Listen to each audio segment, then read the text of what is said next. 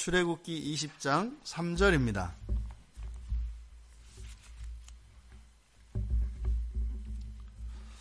우리 1절부터 구약성경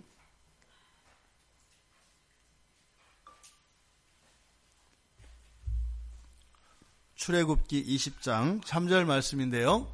1절부터 우리 같이 읽도록 하겠습니다. 같이 읽겠습니다. 하나님이 이 모든 말씀으로 말씀하여 이르시되 나는 너를 애굽 땅 종되었던 집에서 인도하여 낸 네 하나님 여호와니라. 너는 나 외에는 다른 신들을 내게 두지 말라. 아멘. 너는 나 외에는 다른 신들을 내게 두지 말라. 아멘. 이렇게 제가 앉아서 설교를 하게 될 줄은, 이번으로 마지막이 되길 바랍니다. 순결한 사귐이라는 제목으로 설교 제목을 정했습니다. 순결한 사귐. 오늘 본문의 말씀은 하나님이 이스라엘 백성들에게 주신 그 십계명이 이제 모세를 통하여 이 세상에 이제 드러나는 그런 장면인데요. 사실은 이것이 이제 언약식이죠. 하나님과 이스라엘 백성 사이에 언약이 일어나는 장면입니다. 지금 시내산에서 이 십계명이 선포되기 전에 이스라엘 백성이 이 시내 광야, 시내산이 있고 그 앞에 이렇게 이제 광야가 있는데 그 앞을 시내 광야라고 합니다. 바로 이 시내 광야에 도착한 것은 19장 1절을 보면, 출애굽기 19장 1절을 보면 이스라엘 자손이 애굽 땅을 떠난 지 3개월이 되던 날이라고 성경은 기록하고 있습니다. 그래서 이들이 라암셋에서 출애굽한 후에 숫곳을 거쳐 에담, 그리고 엘림을 거쳐 신광야를 지나 르비딤을 지나서 바로 이곳 신의 광야에 이르게 되었습니다. 이것은 하나님께서 모세를 맨 처음에 부르시던 출애굽기 3장에 그 모세에게 하셨던 그 약속의 성취입니다. 그래서 출애굽기 3장에 가면 하나님 여호와 하나님께서 모세를 부르시는 장면이 나오지 않습니까? 그때 3장 12절에 가보면 하나님이 이르시되 내가 반드시 너와 함께 있으리라. 네가 그 백성을 애굽에서 인도하여 낸 후에 너희가 이 산에서 하나님을 섬기리니 이것이 내가 너를 보낸 증거니라. 그러니까 모세가 40년 동안 애굽을 떠나서 목부 생활을 합니다. 양치기로 지냈단 말이에요. 그러니까 사실은 처음에야 뭐 이런저런 갈등도 있지 않았겠습니까? 하나님으로부터 특별한 부르심을 받았던 사람이었기 때문에 이스라엘 자기 민족에 대한 그런 사명감과 그런 하나님의 부르심에 대한 기억이 분명히 있기 때문에 갈등이 있었을 겁니다. 내가 지금 이렇게 해서는 되지 않지 않는가. 처음에는 애굽을 떠나오면서 뭐 이런저런 혼란도 있었을 거고 또는 원망도 있었을 겁니다. 나는 정말로 이스라엘 백성들을 구원하는 사람으로 쓰임받을 줄 알고 열심히 왕자로 수업을 받았고 애굽의 왕자로서가 아니라 이스라엘의 지도자, 이스라엘 민족의 지도자로서의 삶을 살려고 했단 말입니다. 그런데 오히려 그것이 모세를 곤궁에 빠뜨리는, 곤경에 처하게 하는 그런 사건으로 바뀌는 걸 봤어요. 그래서 애굽의 왕자도 아니고 히브리 민족의 그런 지도자도 아니고 이제는 이도저도 아닌 그런 자기의 입장이 되어서 이제는 떠나게 된 겁니다. 그러니까 그 이동 과정에서는 그런 생각이 있었을 거예요. 그동안에 내가 부르심을 받았던 게 맞나?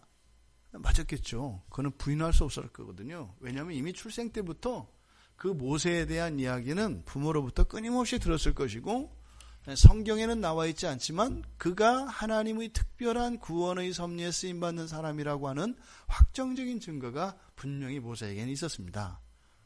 그런데 막상 그날이 되었다, 그때라고 생각을 해서 하나님의 뜻을 따라 순종하려고 했는데 아닌 거예요. 그렇게 하면서 아마 번민의 시간이 있었을 겁니다.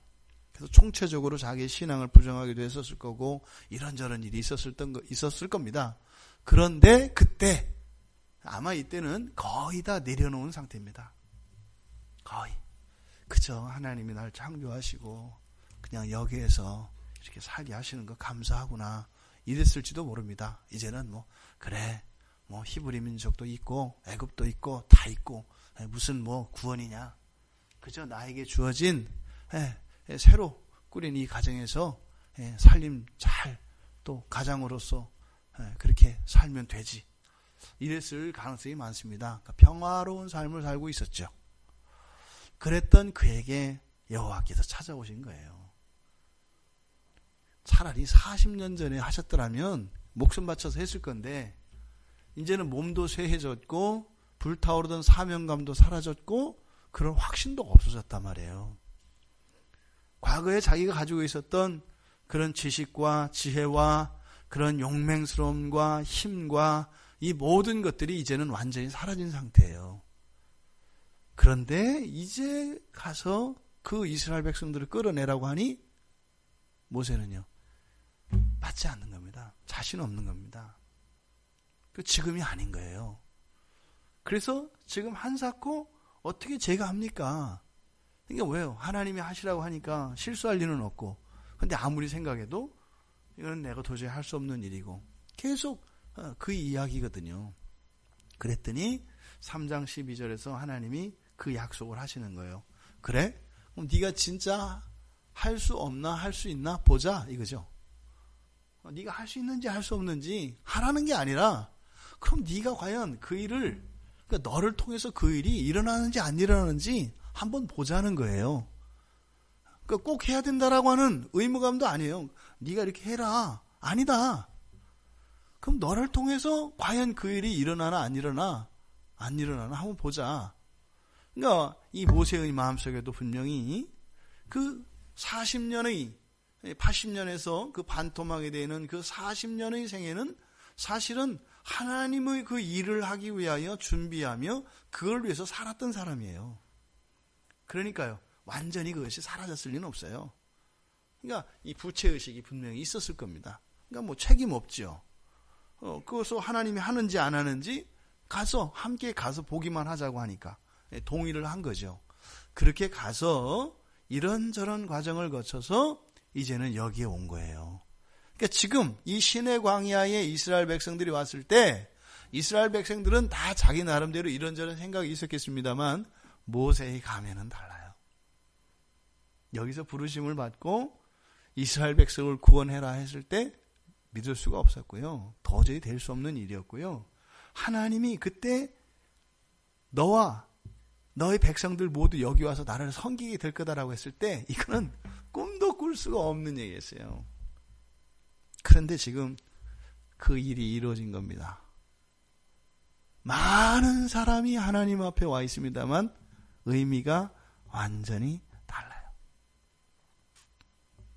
자신 안에 있었던 불신앙이 완전히 깨지는 순간입니다.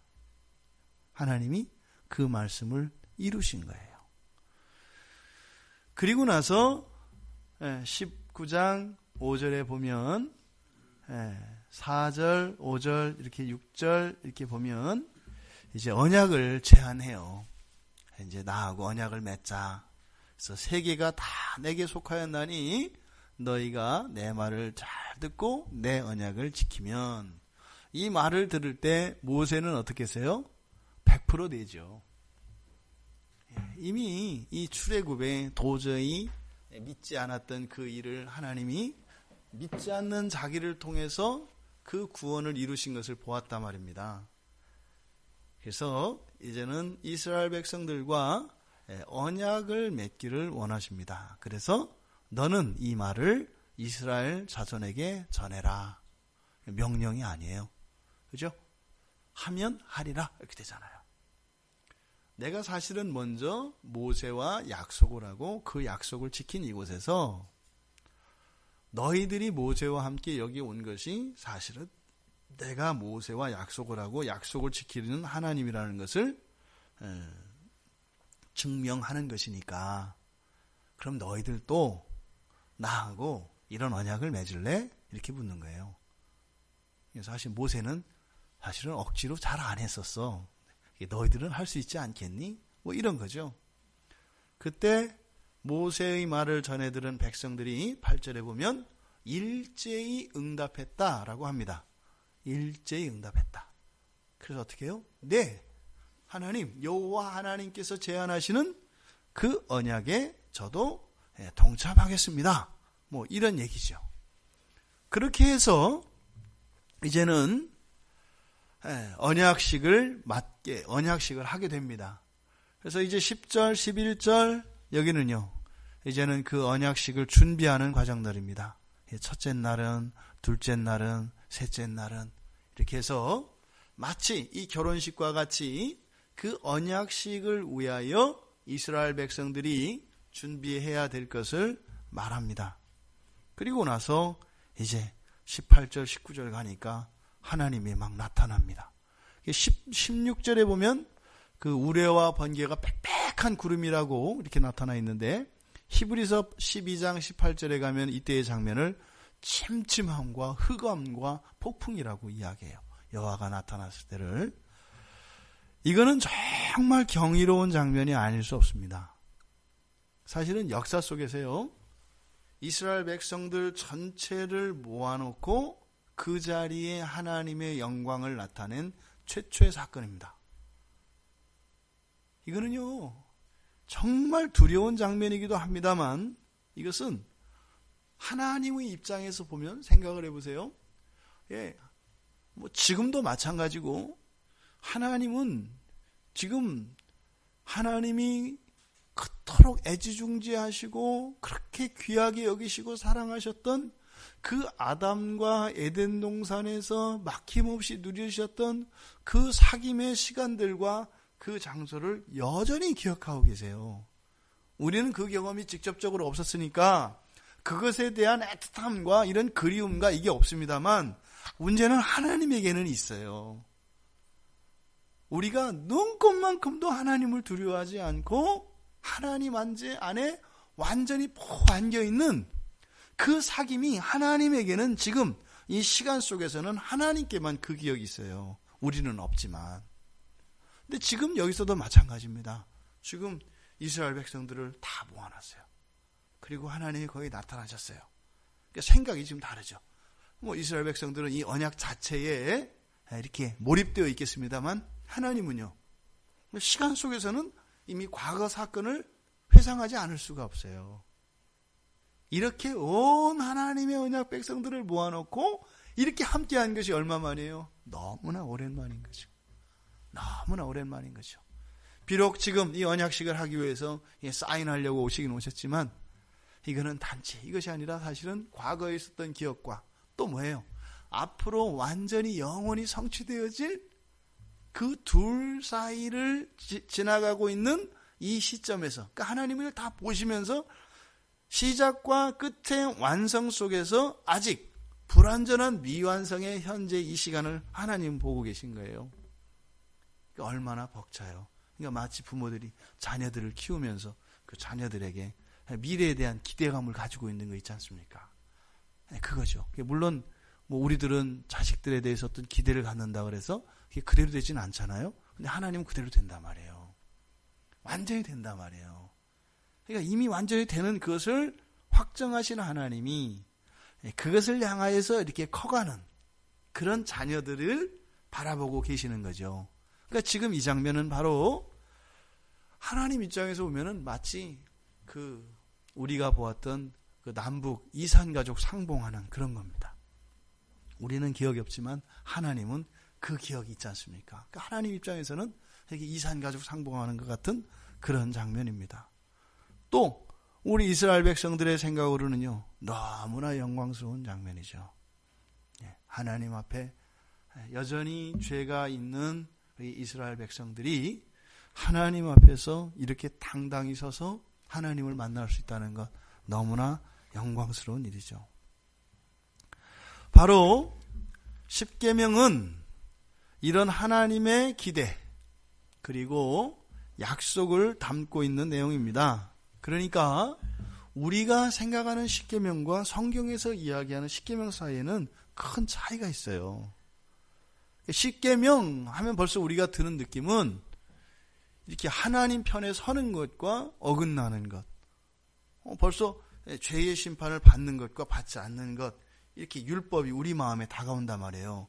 그런데 이 십계명을 주시는 이 장면을 보면 전혀 그것과는 상관이 없어요. 왜요? 지금 이 언약식을 맺으면서 주시는 이 계명, 너희들이 지키면이라고 조건을 붙이신 이 말씀을 주시는 목적이 뭐예요? 우리를 벌하시려는 게 아니잖아요. 이걸 줘가지고 어떻게 해서든지 건수를 잡아서 벌 주려고 하시는 하나님이 아니다 이 말이에요. 그러니까 지금 여기서 주시는 것은 뭐예요?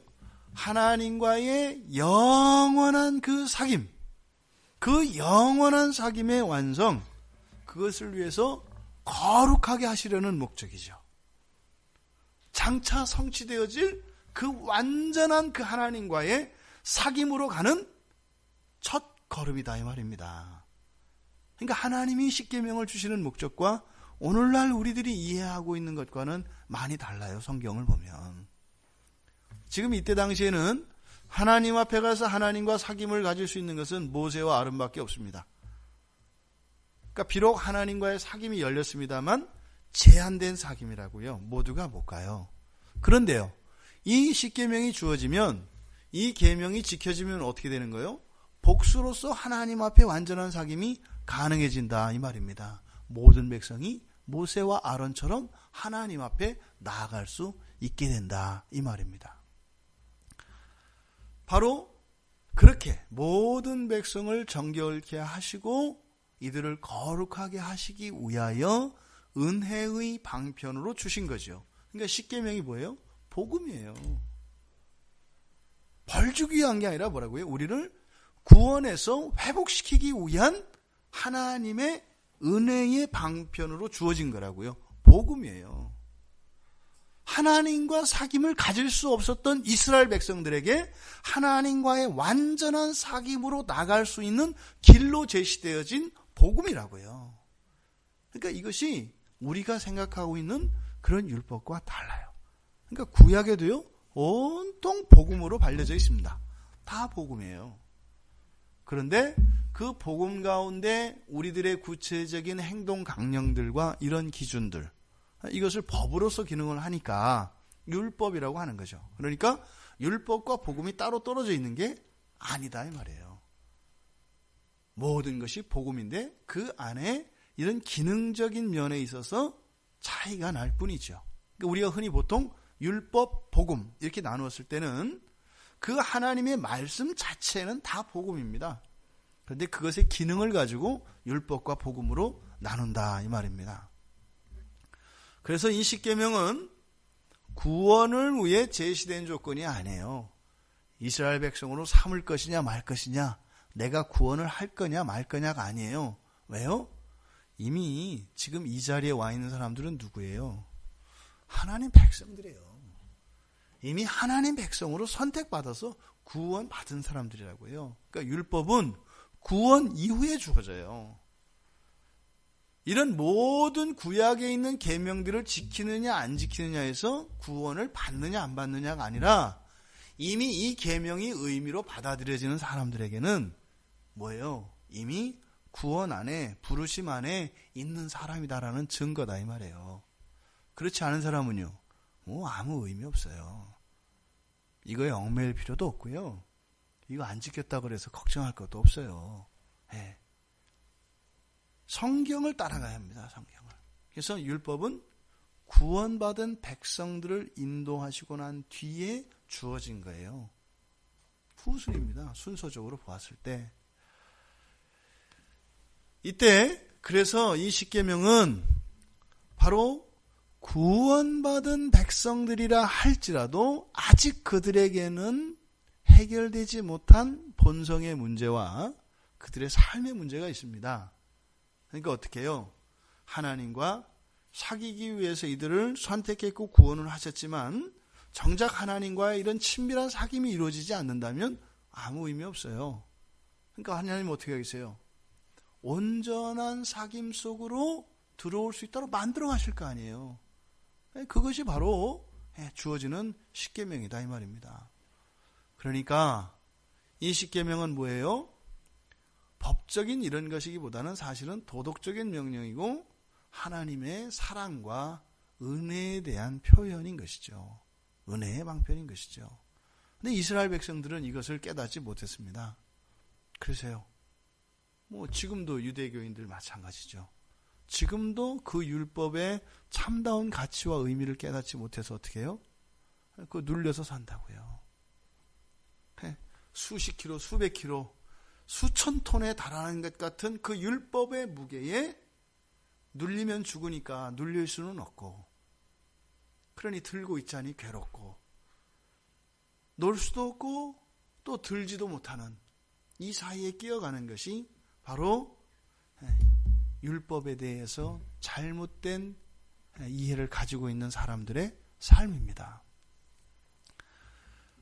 이것을 뒷받침하는 증거가 바로 십계명이 선포되기 전에 하나님이 주셨던 서원격인 출애굽기 20장 2절 말씀이에요.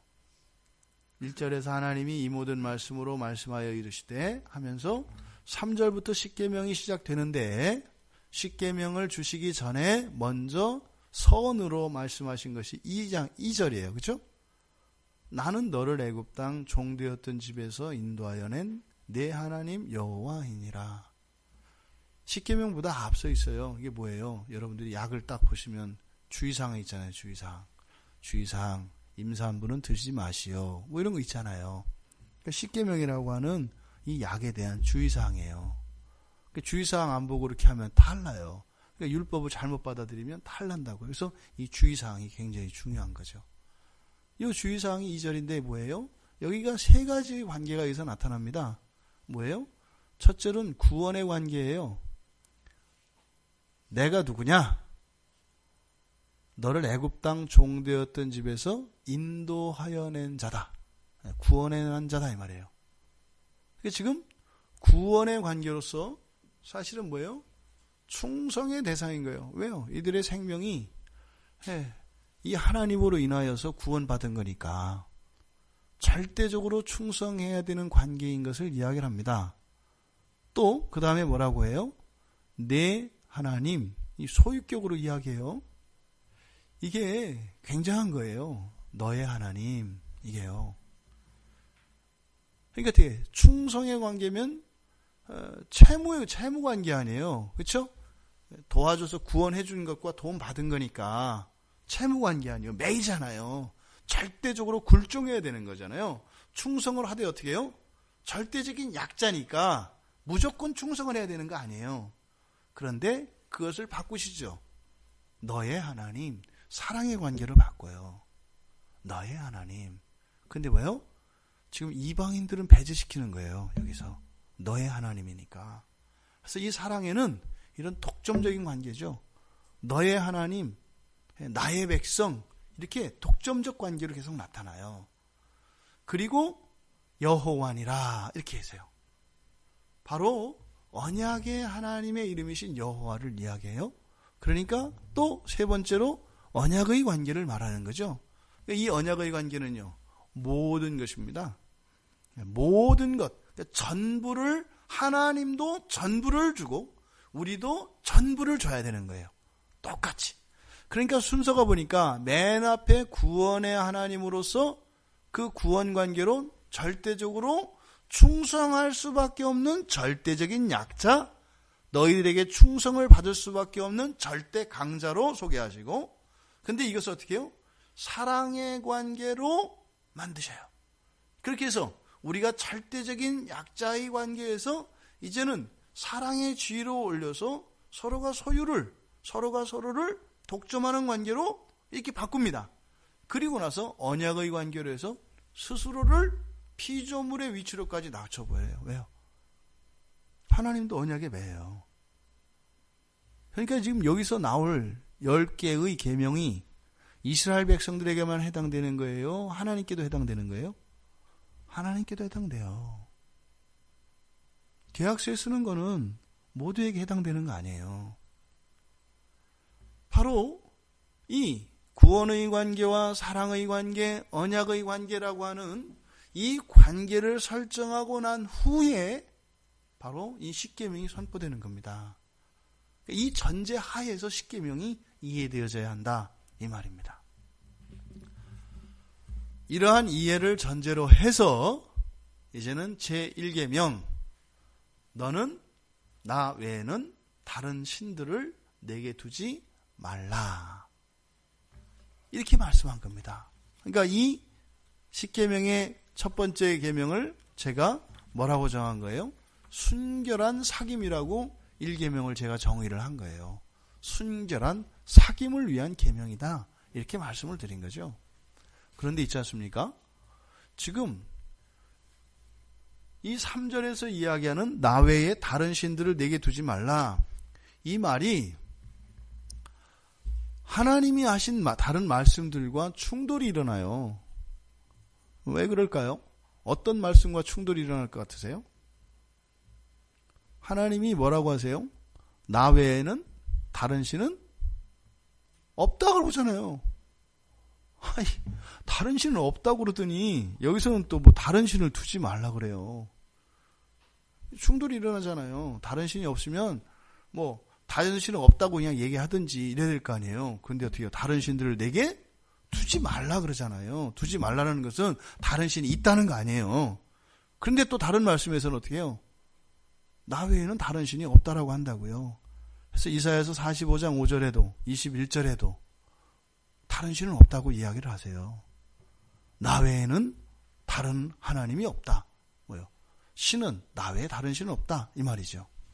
그러니까 오직 신은 여호와 하나님 한 분이시거든요. 그런데 지금 여기서 그렇게 말씀을 하세요. 너는 나 외에 다른 신을 내게 두지 말라고요. 그러니까 여기서 말하는 신은 그러니까 실제 신이 아닌 거죠. 왜요? 다른 신은 없으니까. 그러니까 여기서 신을 두지 말라고 하는 말은 신을 인정하는 말씀이 아니죠. 그렇게 할 수 있다니까요. 하나님이 다른 신을 두지 말라고 했으니까 신이 있는 거 아니냐? 그럼 하나님이 그것도 몰라가지고 없는데 있다고 했냐? 이렇게 따질 수 있잖아요. 그 말씀이 아니다, 이 말이죠. 그러니까 여기서 다른 신들을 두지 마라, 이건 뭐예요? 다른 신을 섬기고 또 신들의 존재를 말하는 것이 아니라 이거는 바로 하나님의 백성들이 하나님으로 여기는 유일한 신이신 여호와 하나님, 이건 사실은 절대 주권을 의미하는 거거든요. 그러니까 그 하나님을 대신하는 무엇이 있다라고 생각할 수가 있는 거예요. 없는데도 불구하고. 그러니까 지금 여기서 말하는 신이라는 것은 하나님으로 표현되어지는, 다시 말해서 그 주권자를 의미하는 거죠. 너에게 너의 이 주권이 나 외에 다른 무엇에 그런 주권이 있다는 생각을 아예 하지도 마라, 이렇게 얘기한다, 이 말입니다. 바로 죄의 결과죠.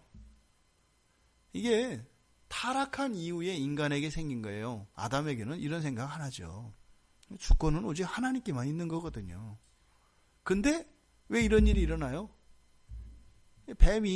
마귀가 뱀을 통해서 꼬드길 때 그랬잖아요. 뭐라 그랬어요? 너 이거 먹으면 눈이 밝아져서 어떻게 해요? 하나님과 같이 된다 그래요. 하나님과 같이. 하나님과 같이 된다는 게 뭐예요? 하나님은 전능한 분이시잖아요. 전능한 능력으로 세상을 창조하시잖아요. 근데 우리는 전능한 능력은 없고 전능한 상상력만 있어요. 하나님같이 전능해져요. 근데 능력은 없고 상상력만 있어요. 이런 게 있을 수 있다라고 하는 생각을 하게 됐다, 이 말이죠. 근데 그것도 이제 하나님과 같이 됐다면 된 거죠. 그러니까요. 짝퉁이 진짜처럼 되면 골치 아픈 거예요. 우리 황병희 집사한테 다 잡히잖아요. 나중에 골치 아프지 않아요? 여러 사람 힘들게 하고. 없어요. 하나님은 한 분밖에 없단 말이에요. 근데 죄로 인해서 어떻게 해요? 있는 것처럼. 그러니까 이 남 얘기가 우리 얘기잖아요. 저 보세요. 이 모양새를 보세요. 당장 그 하루 사이에 지금 뭐 이렇게 무슨 뭐 제가 2다리를 걷는 게 제 마음대로 하는 건 줄 알았잖아요. 그리고 막 까불다가 운동하면서도 이렇게 하면 안 되는데 조금 더 풀고 해야 되는데 하면서도 그냥 하잖아요. 왜요? 하나님 주권을 인정했으면 이 나이 먹었으면 한 10분은 몸 풀고 따뜻하게 했어야 되는 거예요. 근데 인정 안 하니까 에이 뭘 회개했습니다. 말을 안 들으면 이렇게 생겨요. 말을 안 들으면 이렇게 마음을 주시는 거죠. 이렇게 다쳐 이렇게 하는데 아이 됐어요. 그러니까 연세 많이 드신 부모님들한테 이제 그 나이 먹은 자식들이 하는 것처럼 연세 드신 부모님들 뭐라고 하면 자식들이 막 핀잔하잖아요. 이렇게 알지도 모르면서 가만히 있어. 엄마는 막 다쳐요. 그러다가 그렇게 하면 안 돼요. 주권은 하나님께만 있는 건데 마치 다른 모든 것에 어떤 주권이 있는 양 착각하지 말라는 거예요. 나 외에 다른 신을 두지 말라 이렇게 하니까 아싸 나는 불교가 아니고 기독교니까 나는 1계명은 지켰어. 꿈 깨시라는 거예요. 그 얘기가 아니에요. 하나님의 절대 주권을 말하는 거예요. 예수를 믿고 교회 안에 있으면서도 하나님의 주권을 인정하지 못하면 지금 제1계명을 이해하지 못하고 있는 겁니다. 그래서요. 여기서 말하는 다른 신이라고 하는 것은 인간에 의해서 만들어지는 가공의 신이죠. 또 신의 자리, 신의 역할을 하는 모든 것들을 의미하는 거죠. 그래서 일반 학문에서는 신은 인간의 창조물이라고 한다 이 말이에요. 사람이 신의 창조물이 아니라 신이 인간의 창조물이라고 다 생각해요. 사람들이 이렇게 지어낸 거다 이 말이에요. 상상으로. 바뀌었죠. 이렇게.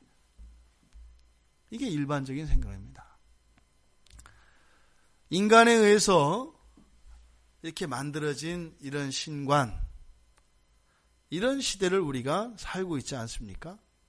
그러니까 이런 시대를 살고 있는 우리들에게 나 외에 다른 신을 두지 말라라고 하신 말씀은 사실은 뭐예요? 우리들의 마음과 관계되어진 말씀입니다. 그래서 이 계명은 제1계명은 인간의 모든 종교, 다른 종교 행위와 다른 형식을 금지합니다. 그러니까 성경에서 요구한 종교 형식 외에는 우리가 따라서는 안 되는 거예요. 우리가 거기다가 좀 더 좋게 하겠다고 뭘 덧붙이면 안 되는 거예요. 그래서 우리의 생활뿐만 아니라 신앙의 유일한 모범, 유일한 기준은 성경이어야 하는 겁니다. 그래서 성경에서 말하지 않은 것에 대해서는 그 뜻이 아무리 좋고 아무리 순수한 것이라 하더라도 해서는 안 되는 거예요. 성경을 따라가서만 해야 되는 거예요. 왜요? 처음엔 좋은 동기로 하더라도 그것이 변질되어서 나중에는요 그렇게 가게 되어 있어요. 그것이 중세 1000년 동안 우리가 겪었던 끔찍한 이 종교의 피해 아닙니까? 그러니까 이 기독교로 인해서 이제는 오히려 기독교는 이 세상의 악이라고 악으로까지 규정되잖아요. 왜요? 성경대로 안 하고 거기에 무언가를 더 얹어서 우리가 보기에 더 좋은 것들을 거기다 보탰을 때 그런 일들이 일어납니다. 그러니까 성경은요 1.1획도 더하지도 빼지도 말라고 해요. 그만큼만 하라는 거예요. 못해도 안 되지만 더하지도 말라는 거예요. 그만큼만 하라는 거예요. 왜요? 이거는 우리들에게 이렇게 경쟁을 시키려고 하는 것이 아니라 목적이 뭐예요? 하나님과의 사귐 속에 있기 때문에 그 다음은 하나님과의 각자가 인격적인 사귐 안에서 이 성경에 다 드러나지 않은 개인들과의 사귐 속에서 주시는 그 하나님의 은혜들은 각자 풀어나가야 되는 거예요. 성경책은 하나지만요. 하나님과의 관계 속에서 주고받는 일 속에서 일어나는 그런 일들은 무한대인 거죠. 그러니까 성경은 거기까지입니다. 하나님과의 완전한 사귐으로까지 여기까지가 성경이 이야기하는 겁니다. 그러니까 여기서 이렇게 다른 신들을 내게 두지 말라고 할 때 이 다른 신들이라고 하는 것이 바로 인간의 마음의 상상으로 만들어진 가공의 신들이며 또 우리들의 생활 속에서는 우리에게 주권을 행사하는 모든 것들이다 이 말입니다. 그런데 왜 이것을 두지 말라, 나 외에 다른 신을 내게 두지 말라라고 하는 제1계명으로 두었을까? 이것은 첫 번째로 우리가 그 이유를 존재적 굴욕이라는 의미로 생각할 수 있을 것 같아요. 그러니까 여호와 외에 다른 신들을 우리가 두는 것은요, 이것은 존재적인 굴욕감을 당하는 것이기도 하고 하나님께 돌리기도 하는 겁니다. 왜요? 다른 신은 허상이라고 그랬죠? 없는 거잖아요. 헛개비잖아요. 그런데 없는 것, 그런 허상들의 의미를 부여해요. 그런데 거기에다가 어떻게 돼요? 허상인데 아무런 능력도 없는데 거기에 굴복을 하고 심지어 그거를 예배와 숭배의 대상으로 삼아요. 우리가 누구예요? 하나님이 보배롭고 존귀하게 한 우리예요. 근데 우리가 그 허상을 숭배의 대상으로 삼고 거기다가 예배를 드리고 그걸 의지해요. 이건 존재적인 굴욕이죠. 있을 수가 없는 일이죠. 생각을 해보세요. 왕이 적군 앞에 가서 적군의 병사도 아니고 적군의 그 불구자나 이런 거지들에게 가서 무릎을 꿇고 우리나라를 살려달라고 한다고 빌고 있다고 여러분 생각해 보세요. 그거보다 훨씬 더한 거거든요. 바로 여호와 외에 다른 신을 우리의 마음에 두는 것은 바로 그런 일이다 이 말입니다. 그런데 이것은 인간에게 뿐만이 아니죠. 무엇보다도 그렇게 사람을 하나님은 어떻게 대하세요? 유일한 사귐의 대상으로 삼으세요. 하나님이 유일한 대상으로 삼고 있는 사람이에요. 그런데 어떻게 해요? 그런 우리가 다른 신들이라도 있어서 그래도 다른 신들한테도 하면 상관이 없는데 우리의 죄의 결과로 만들어낸 헛개비인 이런 허상들에게 거기다가 우리가 프로포즈를 하고 꼬리치고 있는 모습이에요. 하나님은 얼마나 모욕하는 거예요. 뭐 그런 거 있잖아요. 이렇게 그 남녀 삼각관계나 이런 거 있을 때, 뭐 여성들은 그 원래 처녀들 때 처녀 총각 때는 뭐 자기 이성 친구를 만나러 갈 때는 절대 자기보다 더 나은 사람을 안 데리고 간다면서요. 자기를 돋보이게 하는데 도움이 되는 친구를 잘 데리고 간다면서요. 뭐 훨씬 나보다 못한 사람들을 데리고 가서 이 남자친구 내지 이 여자친구가 나를 그 이성 친구로 삼은 거에 대해서 자부심을 갖도록 뭐 이렇게 한다면서요. 근데 보세요. 만약에 정말로 말도 안 되는 친구가 갔어요. 그러니까 언젠가 그런 얘기 들은 것 같아요. 이 죽일 사람아, 못된 짓을 하더라도 망신스럽지나 말아야지. 나보다 차라리 나은 것 같은 사람이라고라도 만나야지. 어떻게 만나도 저런 사람을 만나가지고 망신스럽게 뭐 이렇게까지 한대요. 그러니까요. 우리가 하나님은 우리에게만 딱 사귐을 가자고 유일한 대상으로 딱 삼으셨는데 그런 우리가 어떻게 해요? 하나님 앞에서 말도 안 되는 거한테 꼬리치고 있는 거예요. 이거는 우리의 이런 죄성을 드러내는 것으로 끝나는 것이 아니라 뭐예요? 하나님을 모욕하는 거죠. 그 앞에서 말도 안 되는 허상에게 사랑을 애걸하며 구걸하는 그 모습을 통해서 하나님을 욕보이는 거죠. 그래서 이 첫 계명은 우리에게 가장 먼저 다가오는 겁니다. 그래서 이 존재적인 이 모욕감, 굴욕감, 이것을 하나님께도 드려서도 안 되고 우리가 가져서도 안 되기 때문에 왜요? 우리는 거룩한 자들이거든요. 또 하나님도 거룩한 분이시거든요. 존귀와 영광을 받으시기에 합당한 분이시거든요. 두 번째로는 하나님과 그 순결한 사귐을 방해받지 않도록 하기 위한 겁니다. 무슨 사귐이요? 순결한 사귐이요. 순결한 사귐. 하나님과 사귐을 방해하는 가장 치명적인 요소는 뭐겠어요? 하나님과 우리만 있으면 아무 문제 안 생기잖아요. 그러면 그 안에는 단지 갈등이 있고 밀당만 있을 거 아니에요. 그죠? 우리 둘만 있으면. 그런데 삼자가 생기면, 그래서 이 애정 문제도 삼각관계가 되면 이게 골치 아프지는 거예요. 그러니까 누군가가 이 제3자가 생기면 이것이 하나님과의 사귐을 아주 치명적으로 방해하는 요소가 됩니다. 그러니까 나 외에 다른 신을 두지 말라라고 하는 계명은 뭐예요?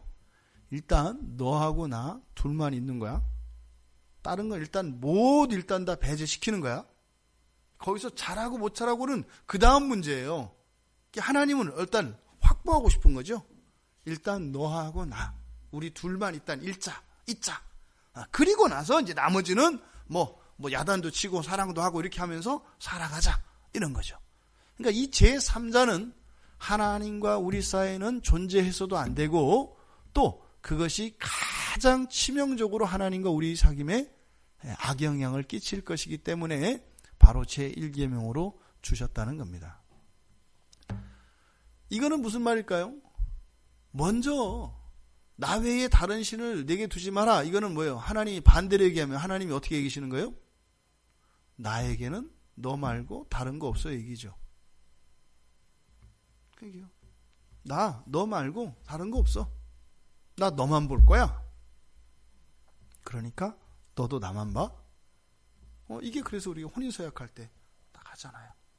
혼인서약할 때 죽을 때까지, 또 기쁠 때나 슬플 때나, 그래서 사랑할 때나 미울 때나 항상 둘이만 같이 있는 거예요. 그래서 이 제1계명이 사실은 전체 계명 안에서 큰 이 성벽 역할을 하는 거죠. 일단 너하고 나하고 둘이만 있는 것으로 약속을 하자. 요 이야기입니다.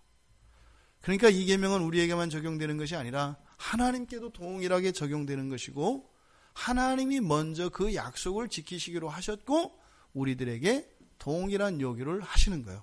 너도 어떻게 해요? 너희도 순결한 사귐 속으로 들어와라. 넓은 의미에서 종교는요, 하나님과의 사귐이라고 할 수 있어요. 지난번에 말씀드렸던 것처럼 사람들이 하나님을 믿든 안 믿든 하나님은 어떻게 하세요? 사랑하세요.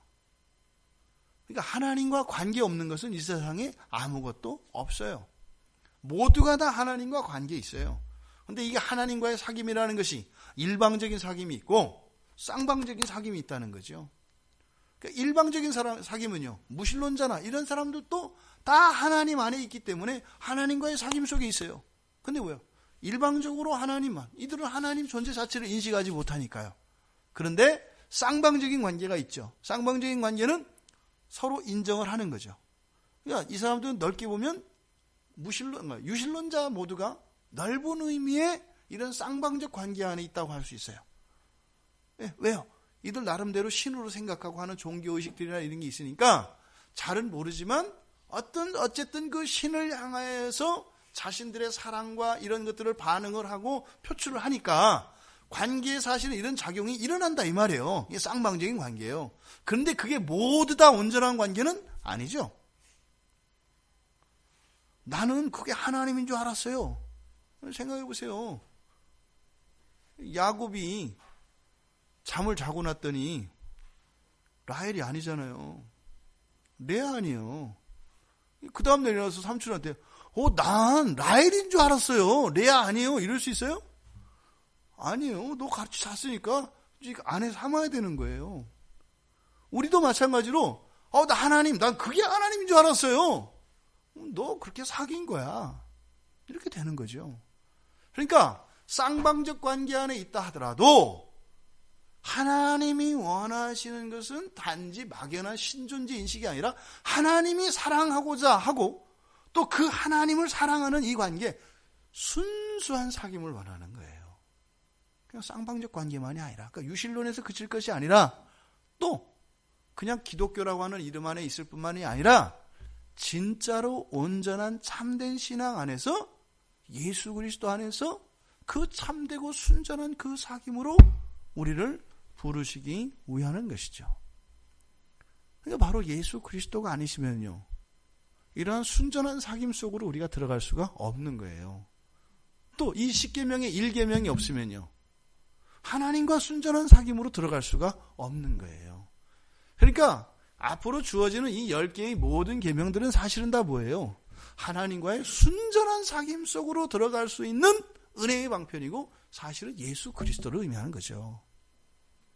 그 첫 번째로 주신 이 제1계명의 의미 뭐예요? 하나님 외에 다른 신을 두는 것은 우리 자신에게 대해도 존재론적인 굴욕이고, 하나님께도 이런 존재론적인 모독이며 신성 모독인 겁니다.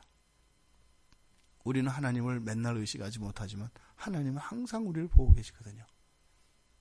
우리 마음속에 하나님이 아닌 다른 것에 대하여 이렇게 그 주권을 인정하고자 한다면 뭐예요?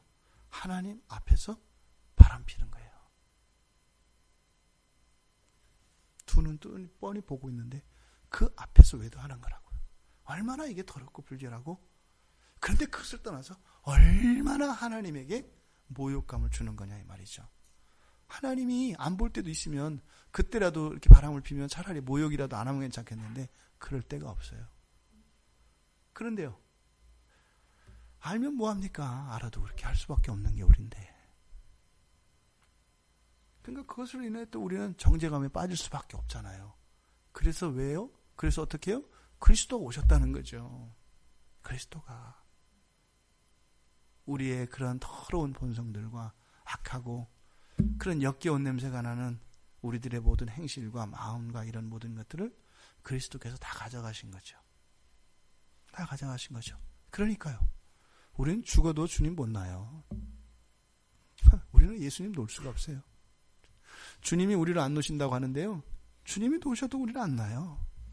죽어도 놓을 수가 없어요. 왜요? 예수님 말고는 우리는 소망이 없어요. 미쳤어요? 예수님 놓으면 죽는데요?